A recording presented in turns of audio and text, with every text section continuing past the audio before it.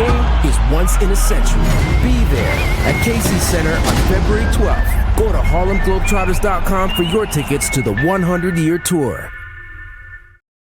Hey, it's Chris Hassel and Andrew Downs from Instant Iowa, the fastest reaction to every Hawkeye football game. Maybe the most emotional as well. Yeah, celebrate with us when they win, commiserate with us when they lose. Either way, we're going to be here. Yes, we will, right here on Iowa Everywhere, instantly after every Hawkeye football game. Chad Leistikow, Scott Dochterman, the two biggest Hawkeye and Big Ten beat writers, together on one show. Game Day Men's Health proudly presents Legends and Listeners, best enjoyed with an easy Eddie from Big Grove Brewery. This is Legends and Listeners, exclusively on Iowa Everywhere.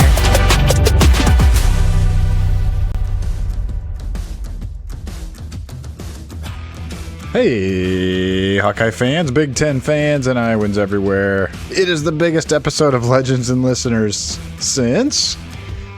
We'll talk about that later. Just having a little fun here inside the Channel Seed Studios to begin episode 118 of our show here on Iowa Everywhere. Appreciate them having us aboard each Thursday. We are presented, as always, by our friends at GameDay Men's Health. I am Chad Leistikow of the Des Moines Register.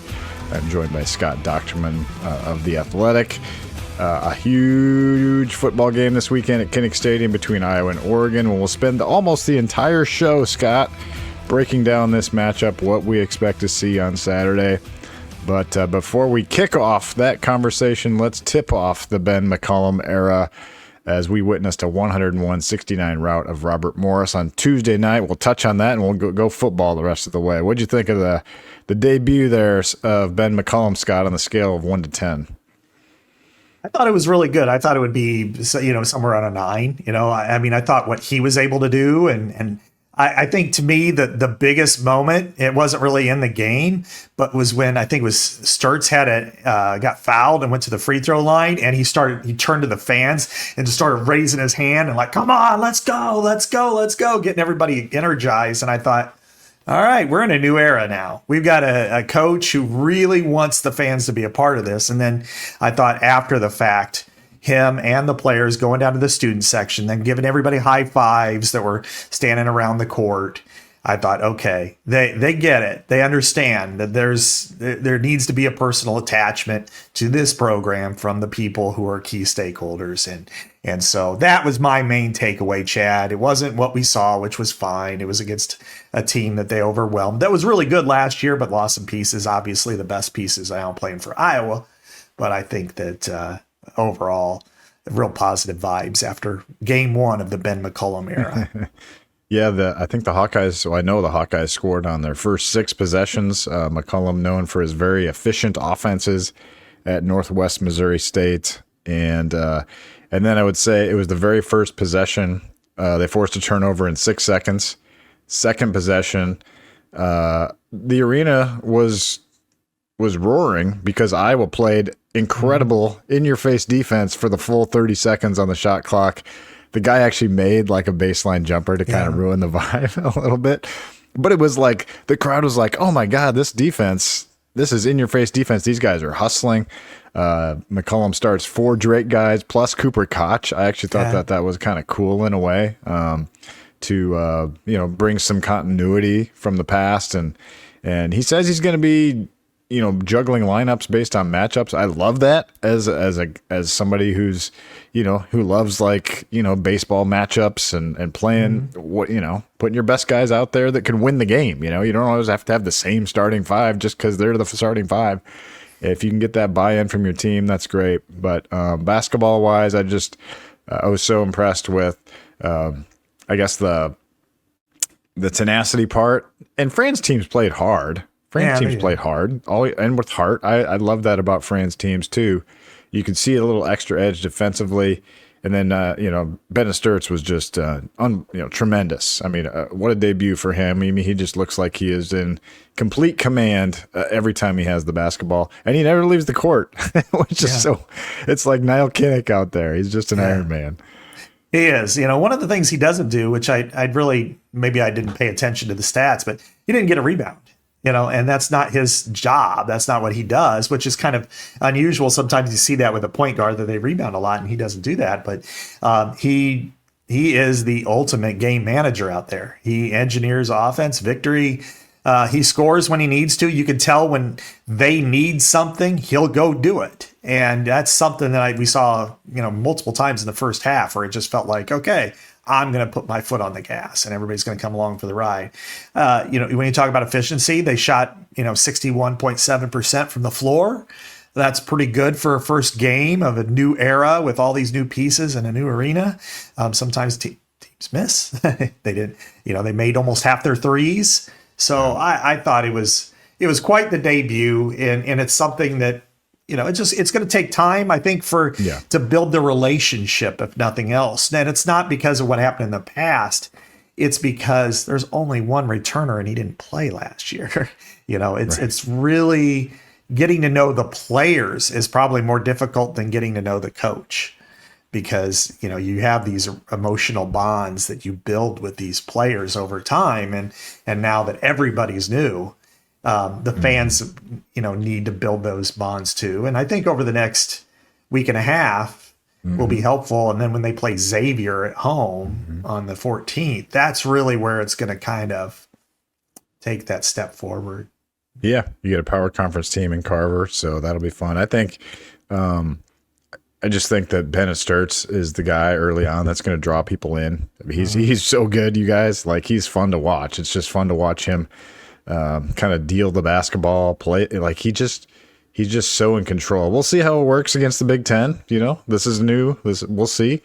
But really impressed, and just a fun start to the McCollum era. Yeah, it's going to take time. I feel like it is like a little bit of a fractured relationship, that you don't just automatically get someone's trust back, and or full buy-in. And so we're just going to need to, it's going to be gradual. So, like, don't get pissed off if, like, the stands aren't full yet. What the hell, it's going to take time. It's going to take time, I mean, I think back to the 2015 football season, Scott. They went 12-0. There wasn't a sellout that whole year. Right. I don't think. I mean, maybe the Minnesota game, maybe. I think Minnesota was. Maybe they did. And Purdue was coming close, and then we had the 8 inches of snow, and then that kind of changed the dynamic there, and it was unfortunate. But now you're right. It does take time, because the problem isn't that people were angry or had their hearts broken. Right. They became apathetic. Yes. And they didn't care anymore, and that's the reason why Fran doesn't have his job. And for all that he did well, and he did a lot of things well, I mean, that was one area where it had to change. You just cannot allow that apathy to sink in, and it did. And Ben McCollum's the exact opposite. He's a breath of fresh air, and I think the arena felt that way. And another thing that I thought, Chad, and we talked about it a little bit at the game, was the vibe inside the arena was different. There's a different PA announcer, because of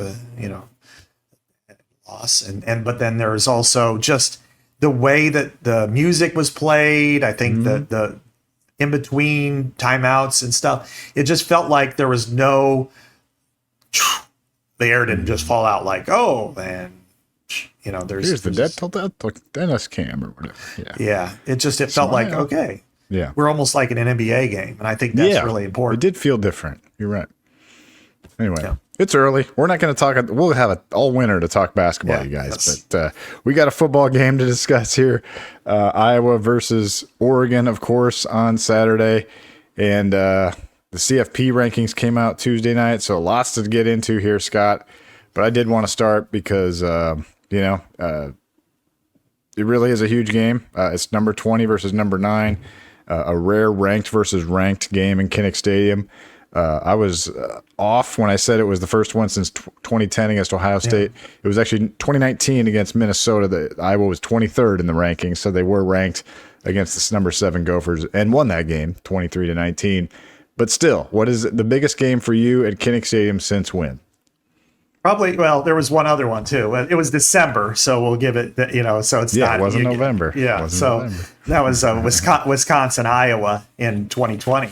They were 25th, but I mean, I got to go all the way back for November, and it's like, and November is what really counts anyway. I mean, we remember 4 years ago when you had Penn State and Iowa 3 versus 4. That's huge. Just like 1 versus 2 was huge in 1985. But when you get into November, this is when it really, really, really matters. And here we're at this stage where you've got the playoffs at stake for both teams, and so I'm going all the way back to 2004. I'm going Wisconsin, Iowa. Because the winner earned a share of the Big Ten championship, not division championship, but Big Ten championship. Huge rivalry game, as we know. Everything at stake in that game, and there was a trophy on the field. They had a chance to lift the Big Ten championship trophy on the field that day, which will never happen again because they have a championship game. So I think that's, to me, maybe the biggest, in recent memory. But I know, counting the Wisconsin game, Iowa's been really successful in November against ranked opponents, and in fact against top 10 teams they've been very successful in the Kirk Ferentz era. They're 5-1 against top 10 teams in the month of November. The only loss was Terrell Pryor. Their wins were against Minnesota, who was number 7 in 2019. Ohio State in 17, Michigan in 16, Penn State in 08, and then Wisconsin in 04. So they're 10-16 against ranked teams across the board, and only one of those games was decided by more than 6 points in their negative fashion. They've won those 10 games by an average of 10.6 points per game. So Iowa's been very decisive in this month of November against good teams. And I think those are some numbers to really think about as you go forward this week. I would probably say since 2015, just because they had the undefeated season on the line.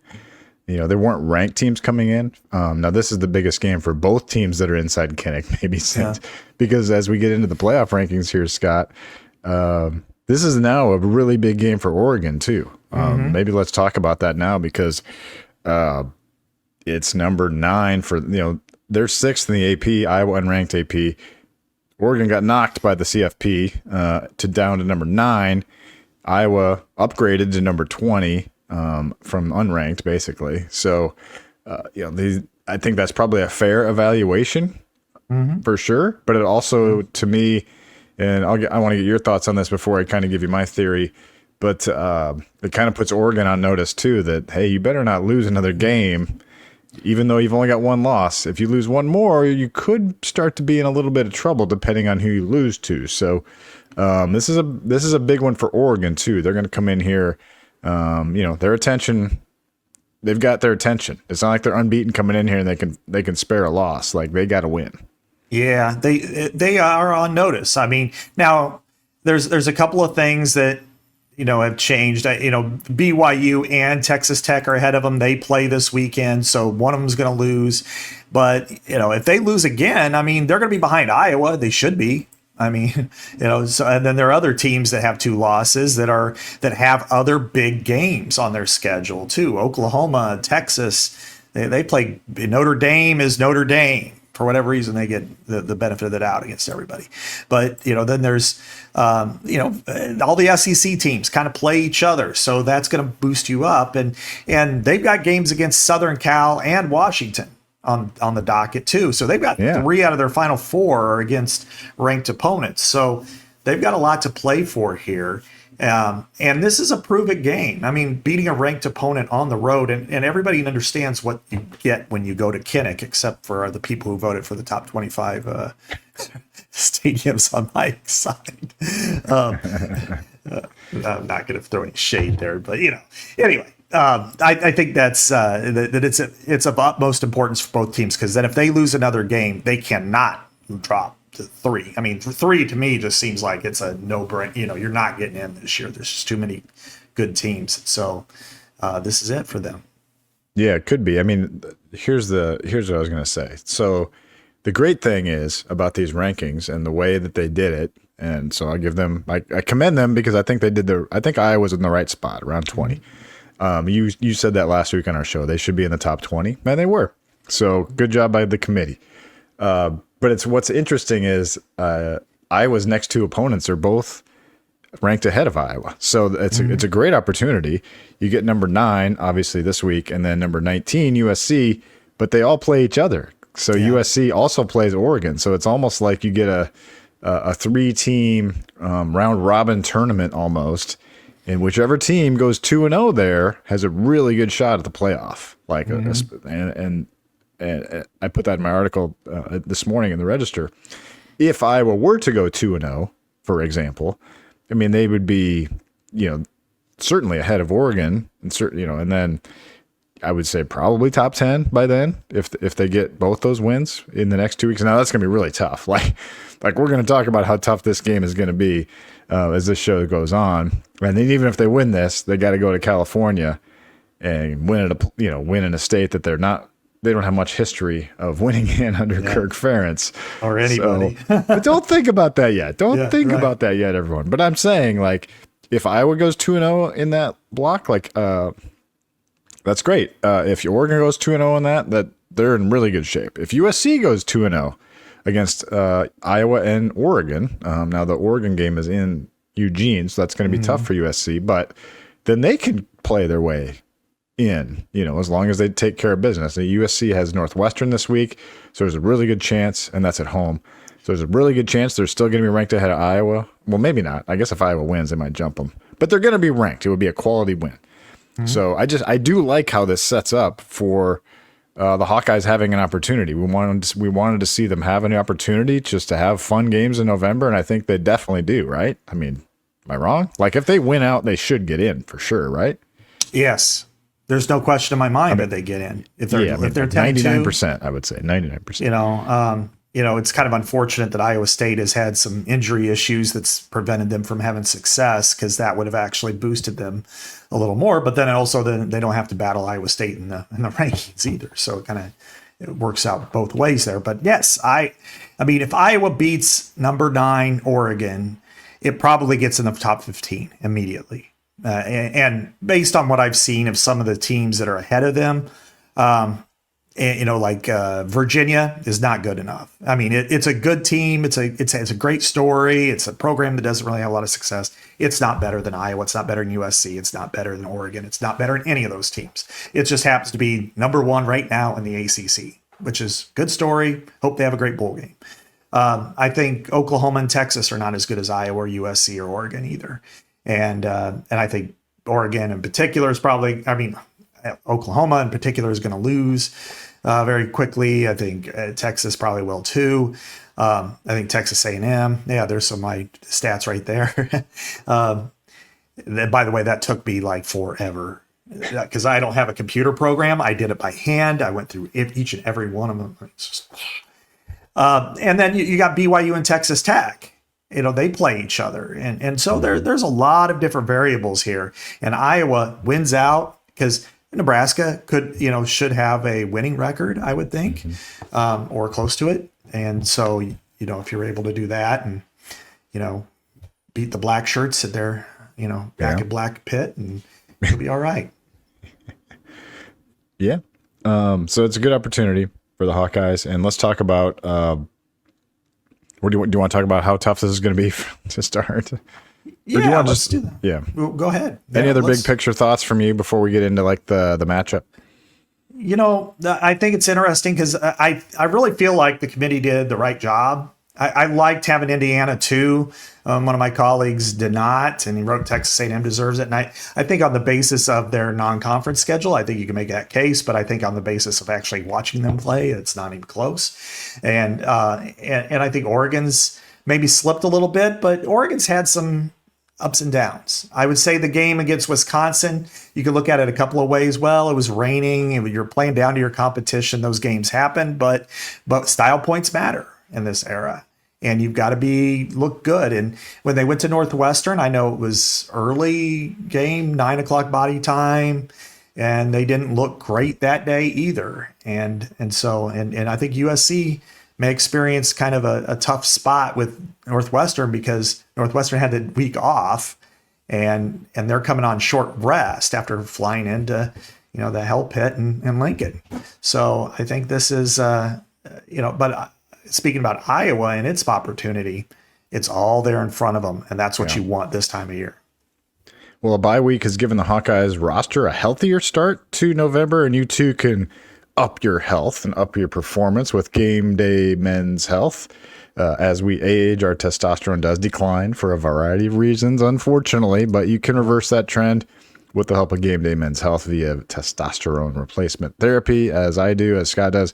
I've gone from low T to high T in the 18 months that I've been with GameDay, doing great. Only downside is you might need to shop for some new clothes as you exercise more and shed some extra pounds. Get connected with GameDay Men's Health for a private, no obligation, free consultation. Visiting GameDayMen'sHealth.com or stop by their locations. The folks that sponsor us have locations in Ankeny, West Des Moines, North Liberty, and now Naperville, Illinois. So going global here, GameDay Men's Health. As it should. Good on them for going that way. And, we all could use a little tea. I've got some tea here, but, not that kind of tea. And I think that's, but it is helpful. I'm going to have my, kind of major checkup next week with them on blood and see how everything goes. And sometimes you need a little bit more balance, and I've had to have a couple adjustments, but overall can't say enough good things. And when I'll tell you what, my last night, walking those steps at Carver all the way up to the top, usually I'm like, I wasn't winded at all. And, just kind of like, hey, I haven't felt like this. And, I can't tell you the last time. So that's because of GameDay Men's Health. Well, we're really grateful for their support. They help us bring you this show every week on Thursdays. So let's dig into it, Scott. Iowa versus Oregon. Let's start with, what do you want to start with? Iowa has the ball or Oregon has the ball? What do you think? Let's go with when Iowa has the ball. Okay. And I'm going to start by saying, Chad, that this matchup I think the game is going to be won or lost by how the defensive line for Oregon handles Iowa's offensive line. Because Oregon has a tremendous defensive line. They have, all across the front. The two tackles are tremendous athletes. Bear Alexander, who transferred from USC. You have, Amari Washington, who's fantastic. On the edge, you have Ugalale. He's phenomenal, although he hasn't played that well this year, but he's still kind of a beast. And then, Tuatui, he's also, on the other side. I think I pronounced it right. If I didn't, I apologize profusely. But either way, they are a very dangerous front. They're very capable. But Iowa is equally capable of, in the run game especially, of doing some damage. And I think it's just going to be a matter of how consistent Iowa can be in the running game. And if it can be consistent and run the ball the way it should and convert on third down, then I think Iowa has a chance to push the points up to a decent level, to a level where they can win at. And by that number, I mean like 20 plus. Yeah. Yeah, I think Iowa needs to score at least 20 to win this game, even if it is raining. We'll probably get into that as we go here. Here's a couple numbers on Oregon's defense. They rank 6th in the country in scoring defense, 13.5 points per game. Here's quite a stat, Scott. They are number 1 in the country in big plays allowed, of only 13 plays all season of 20 plus yards allowed by this Oregon defense. That gives you a sense of maybe the speed, the talent on the edge, and in the back end, that even if you get through that front line, as you're talking about, it's tough to crack the big plays. And so it does feel like, one of the very first keys to the game is going to be, just get positive yards however you can and move the chains and keep that defense off the field.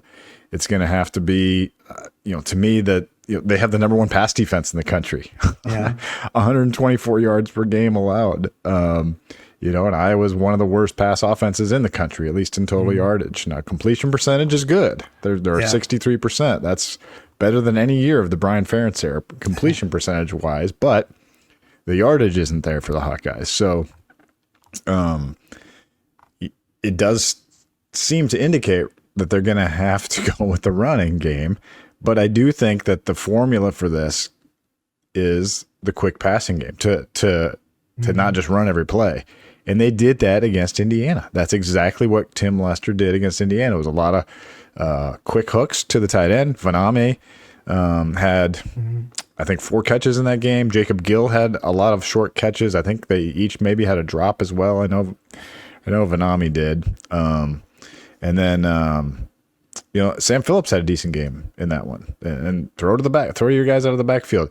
Gronowski ended up 19 of 25 for 144 against Indiana before he left the game. So it definitely was part of the attack. So Iowa can do that. But so you're going to have to do that. But Iowa's going to have to lean into its best unit here. And that's the offensive line. I just don't think the big plays are going to be there in this game. Yeah, if it happens, it's going to happen through a bust, I think, on their defense, and probably something play action wise. So I don't think you necessarily plan on it unless you know that you're strategically making one play and you're setting up for that one play. I think, and Tim Lester very well could be doing that, but I think overall, and if there is one, I won't say soft spot, because this is a really good team. They've got players at every position. They are capable of stringing some wins together and competing for the national title, but they're also not Ohio State or Indiana, if that makes sense. Is that they are, their run defense has been good, but not necessarily exceptional.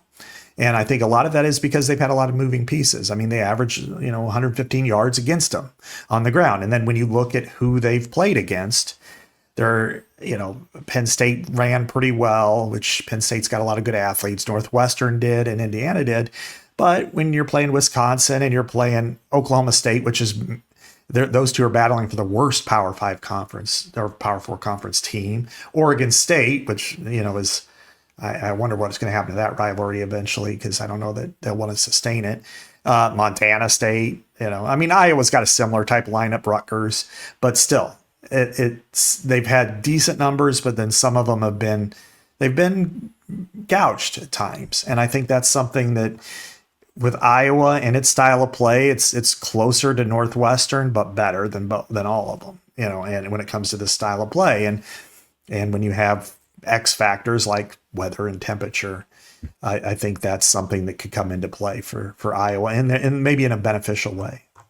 Let's talk about Mark Gronowski when Iowa has the ball. What a factor he's going to be in this one. He said on Tuesday that he's still not 100%. Now, you could say that about every single player, and they facetiously say, well, no one's 100% in November, but he means his knee isn't quite there. It has been quite a turnaround, hasn't it, Scott? I mean, we didn't know if he'd be even back this season, and all of a sudden now you're feeling really good about his play, the way he's been running the ball. And I think, especially if there is going to be rain in the forecast or in Kinnick Stadium, and it could be the entire game, from what I'm seeing, we'll have to, we'll know a little bit more as we get closer. It could be raining the whole game, and if that's the case, I think that's advantage Iowa, and I think that it's advantage Mark Gronowski, because he's willing to put his head down and run 22 times if he has to beat this game. I mean, he's winding down in his career. This is what he came here for. They came here to win games, and Tim Lester, I love what he does every game, because he's constantly finding whatever the game plan is. He's maximizing what he could do with a guy that really can't throw the ball with any consistency downfield with his receivers. So what do you make of, Gronowski? One other little thing on this, no, not a little thing, but he's played in big games. This is a guy that's played in national championship games, and scoff if you wanted FCS, but these are big time games, the national championship games. He's played in them. He's won them, Scott. This is not going to be a big deal to him at Kinnick Stadium on Saturday. This pressure, he's used to this kind of pressure. Yeah, once he got rid of the anxiety of his first game, he's really kind of settled back. Yeah, that was the weird one, but yeah. Yeah, against Albany, a bowl team. And I'm sure he probably rolls his eyes thinking about that. But seriously, yes, he has played in championship games and won them. He's played against North Dakota State, and you put North Dakota State in a power conference, they're going to compete. I mean, and South Dakota State was the same way. I mean, we saw McKinnick. They were very, very tough out. And so I think that's something you cannot discount. He engineers victory at the highest level he could possibly do it. And South Dakota State's an outdoor stadium. And he's done it in really tough conditions. I talked about it before when they played Incarnate Word last year. It was 16 degrees at kickoff at South Dakota State. He didn't wear sleeves. And he's like, if my lineman can do it, I can do it. And that's what made them all just instant, they all loved him. But that endears them to linemen, guys like Dunker, just like us. So I think if you look at those factors, and these are X factors, and I think when you see what he's capable of doing, what he has done, that he's not a selfish player by any stretch. It's like, hey, if I need to just continuously pound the ball here, and he's had second halves where he's thrown the ball twice, like against Penn State. He's going to do what it takes, and because winning is fun, as Lucy Olson said, right? Basketball is fun, winning is fun too. So. Yeah. There should be healthy. Bo Stevens, good to go after he left the game against Minnesota. Full running back stable is ready. Tim Lester was kind of lamenting the fact that he didn't have Xavier Williams and Jazz Patterson against Indiana because he thought they needed some kind of to get some tough yardage inside, and would have liked to have them. So those guys will be available. I think they're exploring Caden Weechin more and more every week. They're finding fun ways to use him on offense. So I'm just really fascinated, Scott, to see what kind of wrinkles, what kind of approach Tim Lester has in his bag. Warren Ruggiero as well, helping with the game plan. Billy Vandermerkt. It's refreshing. I mean, I'm not here to denigrate the previous offensive coordinator, but you just feel like you've got a chance with Lester here. He's going to come to the table with a really good game plan, a really good preparation, and Iowa's going to have something cooked up for them. They're going to be ready to do whatever it is. I talked to Trevor Locke on Tuesday, and he's like, I'm not going to tell you the game plan, but we feel confident. Yeah, that's important because when we're talking about the biggest games at Kinnick, and we're talking about 2 years ago or 4 years ago or whatever, there wasn't a whole lot of confidence from certainly the fan base that, this team's going to go out and upset Michigan in the Big Ten championship game, because you just didn't feel like they had a chance. They didn't on offense. Now you feel like they have a puncher's chance because they got the quarterback who can engineer victory. They got, maybe the most physical offensive line in the country, and they got a really strong running game. And I wrote a feature here on Thursday. I haven't written a lot about Iowa lately, but I was kind of happy to do this, just about how the mid-zone run changed Iowa's offense and how it provided them with a boost of confidence, and kind of how their offensive line grew from it. And came from a lot of my conversation with George Barnett over the summer. And I think with what they're going to be able to do, if the weather is a factor, which it's at a minimum sounds like it's going to be raining pretty much the whole entire time. And it's going to be that fun rain where it's like high 30s and rainy, which I think is about as miserable as it gets. Sorry to everybody who's going to be sitting in it. But that type of dreary day, a lot of cases means you got to protect what's yours. You got to protect possessions. You got to protect the ball, and play, in some cases, risk-averse football, which is that's like comfy old shoes to Kirk. So I think that's what you might get. Yeah, it's exactly what Kirk Ferentz wants to do. It's protect the ball, run it, play it safe. They need a better game from their punter than they've gotten. Yeah, it really. I mean, if they turn it over like 2 or 3 times, they're not going to win. But they're going to have to just chip away, get first downs, grind the clock, slow the game down, make this a 4-quarter ball game. And, they're going to, someone's going to have to step up and make a big play at some point in this game. You can't just do it all with Gronowski. So it's always fun to see, what kind of hero can step up in this type of thing. I mean, I remember the 2019 game that we referenced against Minnesota. Tyler Goodson got the start that day, and he kind of had a big game as a true freshman running back. So, is this a big Kamari Moulton coming out party? I mean, he's been good, but could he have like one of those real big games, against a big team? Could he crank out a big run? I mean, we said the explosive plays are going to be tough to find. Can Caden Weechin make a big catch for the first time, a big long catch for the first time? He's had a lot of short catches. He's had some runs, had the big punt returns. Do they try to get him deep? Like a Nick Easley in the Outback Bowl back in 18 against Mississippi State. Just finding something. There's got some kind of big moment on offense. Feels like it's needed. You feel like you need just one of those through all this little, dink and dunk, run the ball, that type of thing. You feel like you still need one big home run in there at some point. So it's going to be fun to see on Saturday. And while you were talking, Scott, I did crack open a can of Upside Dawn from the Athletic Brewing Company, America's largest dedicated non-alcoholic brewer. First time I had here's my, so I'm going to drink this the rest of the show. The first time I had Upside Dawn was in Nashville last year, ahead of the Music City Bowl. Tom Kakert, our friend, and I went to we found a Chicago bar. So the Bears were playing the Seahawks, and so it was a horrible, I think it was a Monday night game, maybe. It was either Thursday night or a Monday night game. Horrible game. But I asked the bartender if they had any Athletic Brewing, did you have any IPAs from Athletic? That's what I asked. He said, yeah. And he poured it, or gave me the can. And it was actually Upside Down. It wasn't an IPA, but it was awesome. I loved it. Fell in love with it right away. It's a golden ale, brewed with premium organic malts from the U.S. and Germany. It's a 45-calorie gluten-free beer with floral and earthy notes. So can't wait to continue to drink this throughout the rest of the show. But Athletic is the choice for me as a non-drinker, but someone who has enjoyed a share of beers over the years. Skip the resolution. Start now with Athletic Brewing. Visit all their products at athleticbrewing.com, or you can find them pretty much at any grocery store. Athletic Brewing, fit for all times, Scott.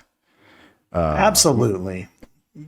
I was going to say, Chad, if you are wanting to get out of the house on Saturday afternoon, but you don't want to chance the rain at Kinnick Stadium, you don't want to scalp any tickets, what a better place to go in this area than head on over to Big Grove. And as we know, there's outdoor patios, but they are covered at a lot of these places. So you can still be able to enjoy the ambiance of outdoor life while also drinking your favorite neighborhood beer, which is what one of the favorites they have there. It's a lager, and it's ABV of 4.5.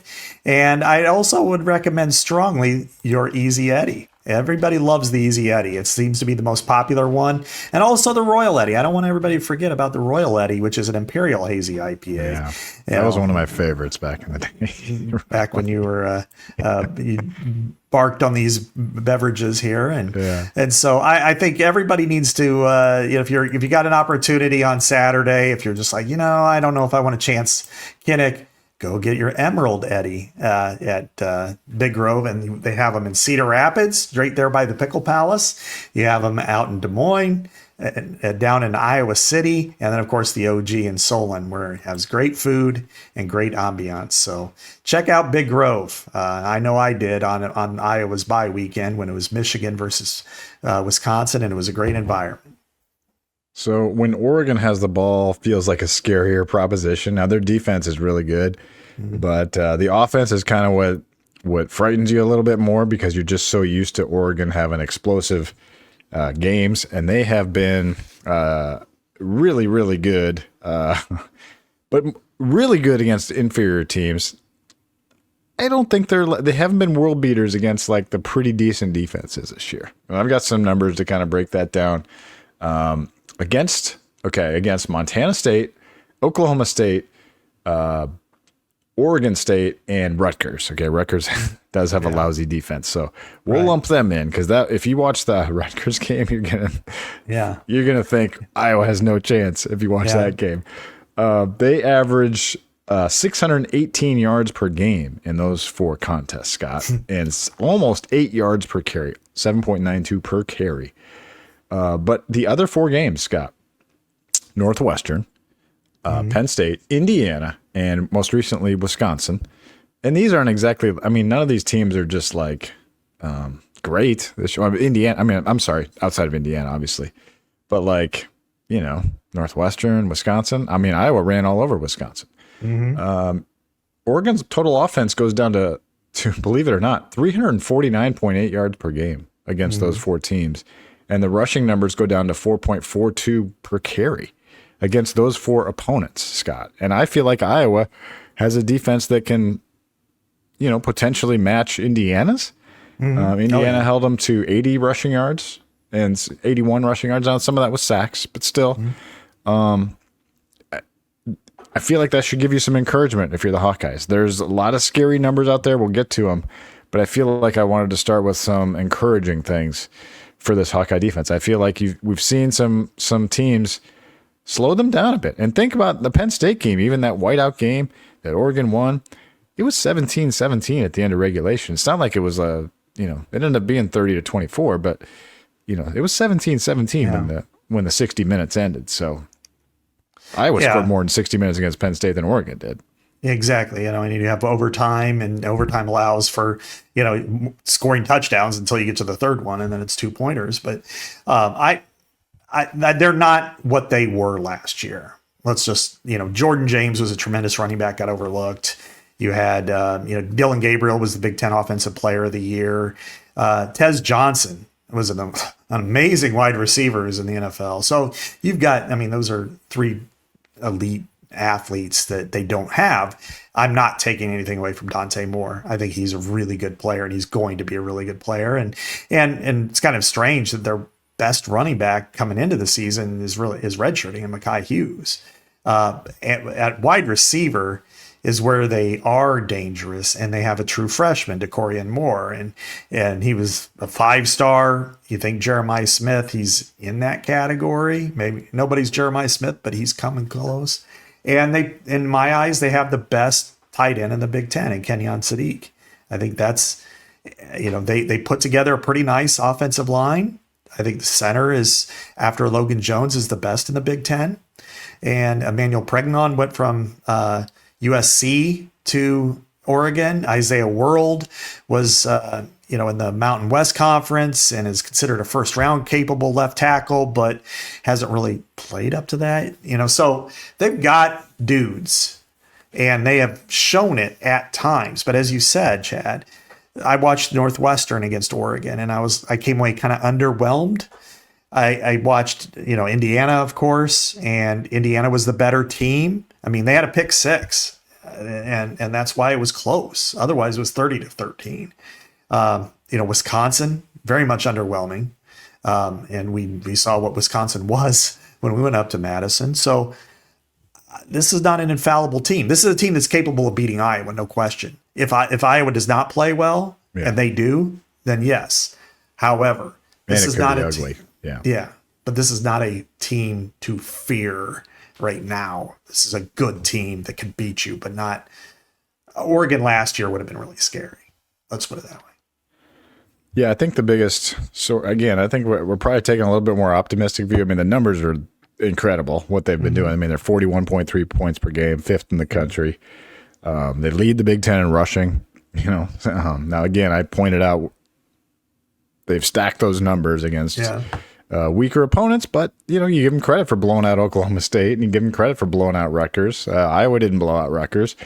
And I'm with you on Sadiq, man. That guy's impressive. He's going to be a handful to stop on top of DeCorian Moore. They just have a ton of wide receivers, but that tight end, he's a good one. He's just like freakish athletic. He's really good. And Moore's percentage has been good. But I guess where I'm going with all this is, if you think about everyone who's listened to this, probably has watched a lot of Iowa football. And you know how Iowa football is coached to not give up big plays. They're fourth in the country in big plays allowed. Oregon's first.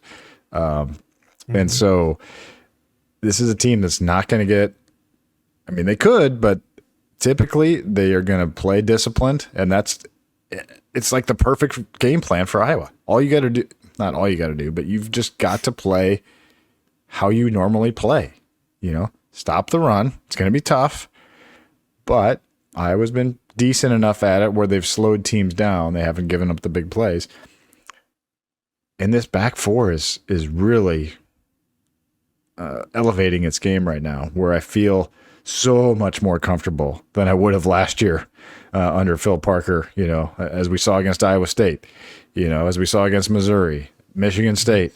Those teams really decimated Iowa's secondary. This year, you just don't see that happening. Like, it's just, especially since they moved Lutmer out to corner, when Iowa goes 4-3, I think that they've made themselves really tough to gain yards on right now. 203 yards per game in October since Jaden Montgomery went to middle. I mean, there's just so much to like right now, and I feel like that's why this whole vibe coming into this game, Scott, is just like this Iowa team is playing at a level right now where we haven't seen this team play even before, I would say, the 2020 season, and that's the COVID year, so you kind of put an asterisk on all that. So that's why this game is so fun to anticipate, because you feel like Iowa has things going on in all three phases right now. They have a puncher's chance of winning these games, and that's something that gives you hope. Now, it all can change on, we could be talking Saturday night and Iowa let this happen, blah, blah, blah, but let's not worry about that right now.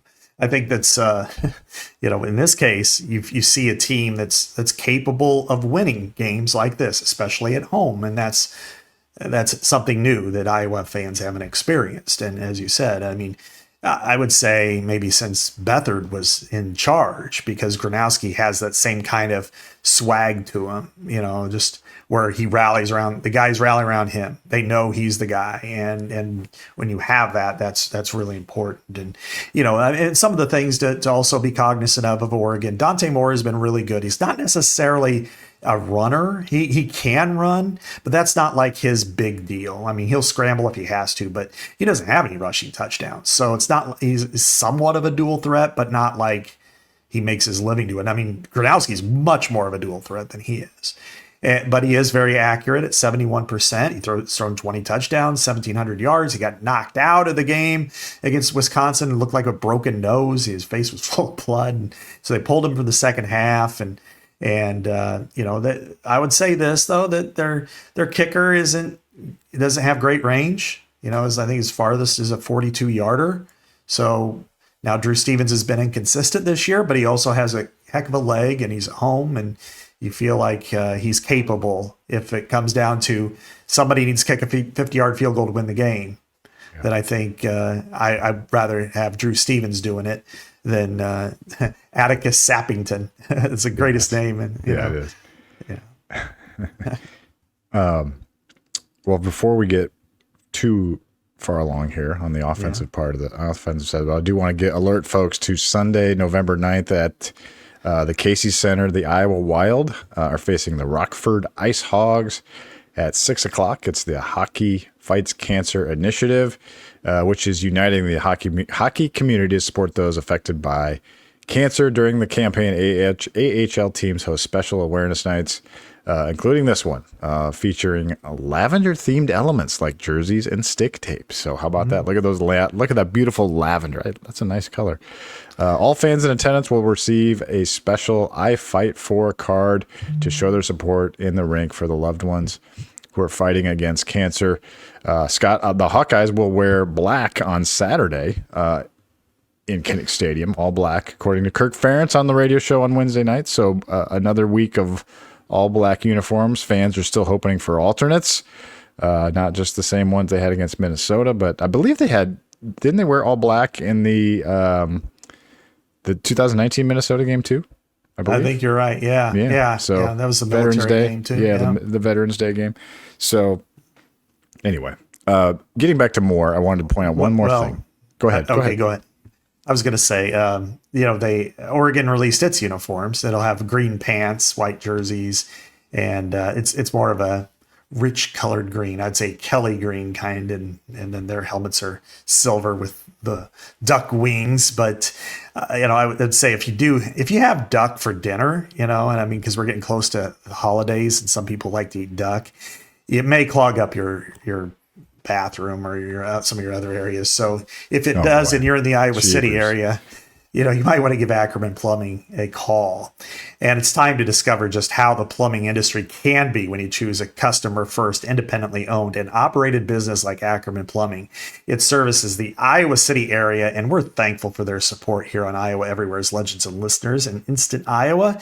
Ackerman is only in the residential plumbing business, so your calls matter and will always be answered in a timely manner. Whether it's for a plumbing emergency, like if you're eating duck, routine service and maintenance, equipment replacement, or upgrades like tankless water heaters and water filtration systems, call Ackerman. We love a business that is growing too. Ackerman is looking for another service tech to join their team. If that is you or you know someone, reach out to Ackerman Plumbing. Shout out to the Ackerman team, Corey, Stacy, Aaron, Nathan, and all the rest.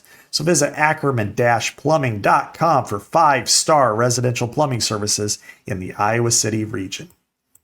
Thank you for that, Scott. Dante Moore is when I've watched their tape, he is definitely a first read guy. So if you can get him to his just clog up the lanes, get your hands up, make him go to his second read, that's the best way to slow down this offense. However, that's when he also is very good at improvising. Let's call it backyard football, Scott. So the key is the other key that Iowa really needs to worth watching on Saturday is, can those defensive linemen? Iowa starts 4 seniors on the defensive line. That's good. That's good because they're used to these types of things. Can they kind of stay in their lanes? They don't want to let him get out of the pocket. Don't let him get loose. Where you got guys just clogging in and he bounces out and now he can make a play. They are very explosive in those situations. And that's where Iowa, I think, could get burned in this one. So there's a lot on this defensive line. I feel like maybe not to get to Moore necessarily, but to just not let him get out of the pocket. I feel comfortable that the coverage is going to be decent. TJ Hall's been tremendous. The safeties have been really good. I really like, I think they've added more speed now to the linebacker group with Jaden Montgomery and Jackson Rexroth. We don't say his name too often, but he's playing really well when they go 4-3. And I feel like, could he match up a little bit with Sadiq at times? We'll see. They're going to, he's a former safety. They just have so much more speed than we're used to seeing at Iowa. This is one of the faster teams that Ferentz has ever had. Especially on the defensive side of the ball. Those are the numbers inside the building. Like this is one of the fastest teams they've ever had at Iowa, and it shows. And that's you're built to stop this, slow down this Oregon machine. This is a team with talent level, Scott. Wouldn't you tell me if you disagree? This is a team with talent level of Alabama, of Georgia. This is a highly talented team. But I feel like in conclusion here, you're young. They're a young team coming to Kinnick. It could be raining. You have a chance to make their day miserable. Mm-hmm. No question about it. This is a day built for Iowa. Now, will it come through? It remains to be seen. But I think that all the intangibles are there. Which is, it's at Kinnick Stadium, and Kinnick Stadium is one of the best environments in the country. It's going to be wet, and now that kind of works both ways, especially if it gets cold and wet. That the receivers know where they're going, the defensive backs don't. So you're going to have to disrupt the passing game, because if you can disrupt it, then it makes it just null and void. They don't do anything good. But if you don't, then they can really wreak havoc on your secondary. I'd say that so all the intangibles are there for Iowa to be successful. They have the team, they have the defense to slow down Oregon. And does Oregon have the patience? Do they have the capability to go 70, 80, 65 yards consistently and do whatever it takes to win. I mean, Dante Moore averages about a first down to 2 first downs a game rushing. So you got to be cognizant of that. Some of it might be 3rd and 1, and some of it might be 3rd and 8. And you just got to make sure that if it's 3rd and 1, you'll live with it. If it's 3rd and 8, you won't. I like your points about linebacker. They are much better with Jaden Montgomery. He is a better player at that position. Let's be fair. He's more decisive. He's more instinctive. He arrives. He makes tackles at where they need to be made. And you could see that in the 3 weeks in October that the defense took 2 steps forward. And it's because they were able to solidify the interior. I'm not saying he's Jay Higgins, but I'm saying that he's an improvement there.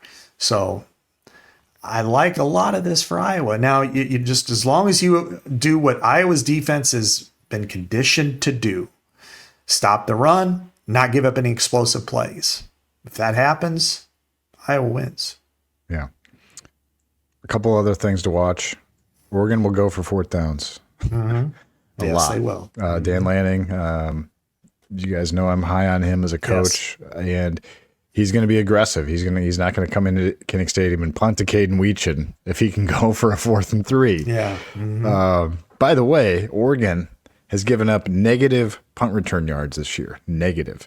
So that's something to watch too. I feel like that Weechin's going to be hard. It's going to be hard to get him opportunities in the punt return game because they're going to go for 4th downs too. Mm-hmm. So to me, those 3rd and 5, if you get them to 3rd and 5, like, you hear the hell's bells, you got, maybe you put it, do you put in the NASCAR package, or are you looking for a 3rd and 5 run because they're going to try to get to 4th and 1?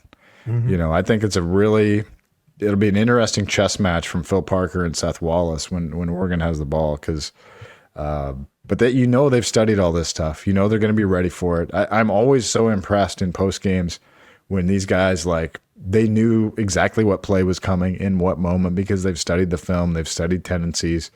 They got Seth Wallace or Phil Parker in their ear, telling them, what to be looking for, before the mic shuts off. And so my juices are just flowing here. Just excited to see how this all unfolds. I did pick Iowa to win this game before the season. I'm sticking with that pick. Scott, I have them winning 20-17. If Iowa turns it over 3 times, that prediction is not going to work. But if Iowa does what Iowa does, protects the ball, runs the ball, plays defense, doesn't give up big plays, I think all that's on the table here. I think they win. I think they got the better kicker too. Mm-hmm. I'm there with you. And it's strange because all week I'm like, no, Oregon. But now I get into it and I'm like, I think Iowa. And maybe the weather is what tipped me, because there's a chance it might snow too, for that matter. And granted, they're in a northern climate, so it's not like it's Ole Miss coming to town. But still, I like them 23-20 for all the same reasons you do. I will say this though, that there's no better coach team in the country than Oregon. Dan Lanning. You were high on him, even higher than I was, but the more I watch him, and then it's also kind of like with Kirk, the efficacy that he has, and just the ability to convey what he's doing and the way he leads people is to me just tremendous. And Will Stein as an offensive coordinator is peerless. He's as good as it gets too. He's going to be a head coach before you know it. So they're going to have a great game plan for Iowa. They understand it, and I don't know. I listened to his press conference early in the week, and I was impressed. And he also was very, very complimentary of Iowa in the right ways. And I'll say this: there was kind of a funny question, and I'm not going to call out the person in particular, but one question asked Dan Lanning about, this will be the closest game that you get to playing at home. Knowing that, does it feel like going into this week that it feels like a home game, knowing how many people will be there supporting the Ducks? And you can see him, he started smiling, and he's like, I can promise you at Kinnick before, as a GA, when we were there at Pitt and we played them, it's not going to feel like a home game. So. Yeah, I do think they'll have some fans here because it is like the closest road trip for them. But, it's going to be a little splotch of green up in the rafters, basically. But. Well, it's cool for them too, and we talked about it from an Iowa perspective, but hey, they're going around the Big Ten. They've heard about Kinnick. They've heard about the Wave. They've heard about the Pink Locker Room. And they know all this stuff. And it's like, hey, we get to experience. We're part of this league too now. Mm-hmm. This is fun. I mean, next year, I think it's next year. Next year or the year after, Iowa goes to Husky Stadium. Next year, yeah. Yeah. I mean, in Seattle, that's one of the coolest stadiums. It's like, hey, let's check this out. In Seattle, spend a weekend there. You're going to have fun when you go up there. And, and Autzen Stadium is awesome, So there's just, it's fun for them to experience this too. And they understand there's a lot on this. I'll say this about Oregon. They understand what's at stake. Yeah. Because, as you said, they have this little jamboree with USC, Iowa, and Oregon, and if everybody goes 1-1, none of them might make the playoff. But and then Oregon has to end its year with its biggest rival, Washington, and Washington has kind of as an easy schedule, so they might both be, if they both win out, it could be for a playoff spot, winner take all, which would be pretty fascinating too. One last tidbit. Scott, before we go, Oregon owns the nation's longest active road winning streak right now. 10 games. Really? They've won 10 in a row on the road. So, pack your gear, Hawkeye fans, get your ponchos, wear your warm stuff underneath it, be ready for the rain. It's going to be fun. It's going to be a fun environment. I know everybody's revved up and ready for this. The rain, I could see the rain, Scott, like maybe tamping down crowd noise. What do you think? Do you think the Kinnick crowd will fight through it? I hope. I mean, you hope, but you just want that environment, Yeah, I know, and I'm like, oh, that's kind of a bummer with big noon kickoff coming and all that stuff. But there's a couple of things too. I mean, there's 11 straight games Iowa's lost to ranked teams. Yeah, 11. Yeah. Mm-hmm. So you could see the extension of some streaks or the ending of some streaks, and that's. That I think they all crash down. I'm not going to make a prediction on USC, but I think this week Iowa plays well. Iowa wins. Iowa beats a ranked team. Feels pretty good about itself. Yeah. Well, we'll find out. We'll talk about it next week on Legends and Listeners every Thursday. Hopefully for you guys listening, we'll have an even bigger matchup, the biggest road game since podcast next week. We'll see how Iowa Oregon goes. You're listening to Legends and Listeners as always on Iowa Everywhere.